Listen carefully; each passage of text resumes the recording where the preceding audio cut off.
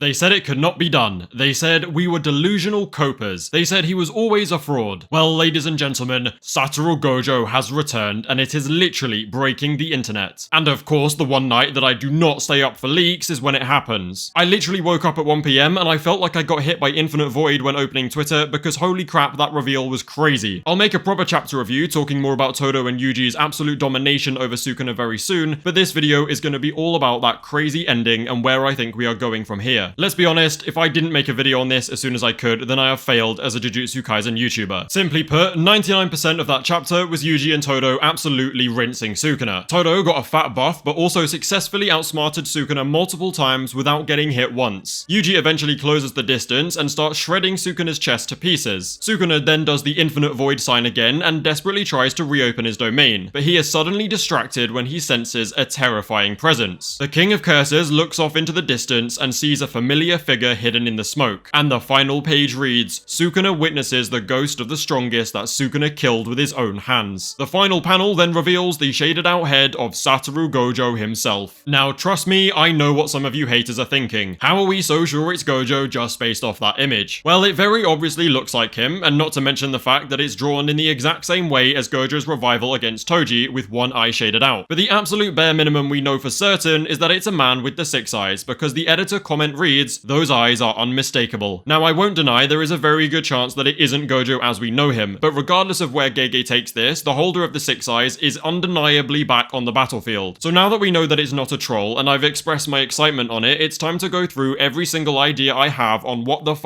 is going on here. Okay, idea 1. It is Satoru Gojo. No if buts or boobs about it, it simply is our glorious blue-eyed king returning to us at full strength. As much as I would love this, mainly because of how many people will cry about it, I think this option is damn near impossible. With the state that Sukuna is currently in, Gojo's top half alone could reduce him to dust, so there's almost definitely a catch. For Gojo to outright come back and kill Sukuna, it would mean totally undermining the whole point of this new generation surpassing him together. One possibility is that Gojo lived by sacrificing his right eye, leaving him heavily nerfed but capable enough of fighting alongside his friends. After all, Gojo's right eye has been covered up constantly throughout JJK, and I mean like constantly. It's a real possibility, but I don't really like it. I think Gojo should either stay dead, return at full strength but only fight the merger, or return with no power at all because he passed it all on to someone else. And if you're subscribed and watch my videos, you'll probably know who I'm talking about, but if you don't know, then like subscribe, innit? Anyway, I'll bring that theory back up later. For now, we're gonna stick with the idea that this dark figure is in fact Satoru Gojo. Now, the next possibility for what this could be is a vision slash hallucination slash ghost. After all, it does say Sukuna witnessed the ghost of the strongest, meaning it might be something only Sukuna can see. Now, Sukuna often communicates with his victims' souls after killing them. However, he didn't for Gojo, who went straight off to his own little airport afterlife. What this could be is simply Sukuna finally becoming the dying victim, and Gojo's soul has come to explain why Sukuna was inferior to Yuji. Sukuna pushes his ideology onto Jogo and Kashimo when defeating them, an ideology that opposes literally everything Gojo stands for. So with Yuji, Todo, Chozo, and the rest of the squad successfully defeating Sukuna, Gojo's soul has come to have that same conversation with Sukuna and teach him about love and why he lost the fight. The idea obviously fixes the issue of Gojo returning to the fight and then just annihilating this 1,000-year-old cripple. In fact, it's great because Gojo still doesn't need to be dead in order to communicate with Sukuna's dying soul. If Sukuna can do it while alive with Jogo and Kashimo, then I don't see any reason why Gojo couldn't do the same thing from the safety of Shoko's workshop. But of course, it is a very real possibility that Gojo is still long gone and Sukuna is just hallucinating slash seeing a ghost slash tweaking. If it is just a hallucination though, I'm gonna be so pissed off. I can't help but think with the way they set it up that it's just a big marketing scheme if it really is a fake out, because there's no denying this shit is breaking the internet and everybody is talking about it. So if something significant doesn't come of it, then that's gonna look really bad for them. Now, before I dive into my personal favorite theory of what's actually happening, I just want to throw this possibility out there too. It could be some kind of cursed corpse like people have been speculating about for a while now. We don't really know too much about how that would work, and I'm not the biggest fan of this idea, but it is a very real possibility since the cursed corpse thing hasn't really been talked about a lot. Okay, I'm now gonna go into my personal favorite theory of what's going on here, and for many reasons, I believe this is the most likely outcome. However, before I start, I want to preface it by saying I am being dead serious. I know it's kind of a boy who cried wolf situation, but this is not desperate copium, nor is it agenda. This is what I genuinely believe makes the most sense when looking at the themes and story of Jujutsu Kaisen, regardless of whether I like it or not. I do not think this figure is Satoru Gojo at all. I think it is Yuta Okkotsu returning to the fight with the 6 eyes and limitless technique. Everything in Jujutsu Kaisen is story driven. Gege has been absolutely clear multiple times that he only cares about the story. story. So story-wise, it makes no sense for Gojo to return to the fight with Sukuna right as Sukuna is about to be defeated by the combined efforts of the new generation. I think Gojo can definitely be alive, but I believe he's somehow passed his 6 eyes onto Yuta Okkotsu. Not only is Yuta a big part of the new generation meant to surpass Gojo, but he is also Gojo's only relative that we've seen. He's been talked about as Gojo's replacement by the likes of Kenjaku. He's been given the perfect curse technique for a moment just like this, and most importantly, he is probably the only remaining sorcerer who is on awakened Yuji's level. We call Sukuna Binding Vow Man, but just as Sukuna uses Binding Vows, Gojo could have used one to give up his 6 eyes to his relative Yuta Okkotsu. Now, I'm gonna do my best to summarize every reason I think this works. However, to get into it fully, I'll have to take my time and make a separate video on it. The idea is though, Gojo giving up his power to a younger sorcerer of the new generation makes a lot more sense for the story than Gojo just returning full strength and annihilating Sukuna. The theme of nurturing the new generation is so vital yet frustratingly overlooked by the fandom. And for those of you thinking Yuta inheriting Gojo's eyes and copying the techniques would make him way too strong, then let me explain that for a second. Yuji and Sukuna are a pair that have constant parallels throughout the story, and Yuji is now on the path to surpassing Sukuna after awakening the shrine technique. Yuta and Gojo are also a pair with constant parallels throughout Jujutsu Kaisen, so it makes sense that Yuta would also awaken Gojo's 6 eyes and Limitless. Sukuna and Gojo are rivals who are both praised as the absolute strongest. So following the evident theme of the new generation surpassing the old together, it works that Yuji and Yuta should awaken their counterparts' technique and fight side by side to defeat the King of Curses. This way Yuji would become overly strong, but he would not do it alone, which is overall what Gojo wanted to prevent. With the awakening of Shrine, Yuji is en route to becoming massively stronger than the rest, so he needs another sorcerer on his level to stay true to the themes of Jujutsu Kaisen. And who better to be on that level than the OG main character? Of course, with this theory, we face the same problem as Gojo returning. It would be too strong and just straight up nuke Sukuna. Well, I fixed that problem too. Yuji freshly awakened Shrine, but needs time and experience in order to use it at Sukuna's level and Sukuna's output. Yuta could be the exact same. Lack of experience with the 6 eyes and Limitless means it will severely limit him in this fight. Simple as that. Now, on my last theory about this, a lot of people said, nah, it's impossible. You have to be born with the 6 eyes. Well, to be honest, we don't know that, because the mystery of the 6 eyes has been left conveniently open-ended. When Kenjaku killed 6 eyes users at birth, Tengen said a 6 eyes user still somehow arrives on the day of the merger. This means we have no clue how the inheritance actually operates. Not to mention the fact that the 6 eyes inheritance is obviously influenced by some unknown force, considering they are always born alongside a star plasma vessel when it's merger time roughly every 400 years. So by means of a binding vow, or just fate, Gojo could pass his 6 eyes on, making Yuta the new holder. And let's not forget that Yuta has literally been given the copy curse technique, which is a perfect way of setting up him gaining Limitless. And let's also not forget that less than 10 chapters ago, Sukuna was scared that Yuta had copied Limitless too, but made sure to point out that he would not be able to use it without the 6 eyes. Honestly, you can call it copium all you like, but I wholeheartedly believe this Yuta theory will happen, and that Yuji and Yuta will become the strongest sorcerers together. I think it makes the most sense for the story and for Gojo's character, but don't get me wrong, I do want Gojo back, and I will not be upset in any way if it really is just him. But if the story was up to me, then I would go down this Yuta theory pathway. Anyway, I would expect to see a crap ton of theory videos, chapter reviews, Gojo videos, and just all-round glaze from me this week, because I am way too excited about all this. I'm gonna try pump out as much content for you guys as possible, so make sure to stay tuned in. For now though, don't forget to like and sub, make sure to comment something angry and tell me how much you disagree. Also feel free to join the Discord and follow me on Twitter, links below. Thank you guys for watching, and I'll see you guys very, very, very soon.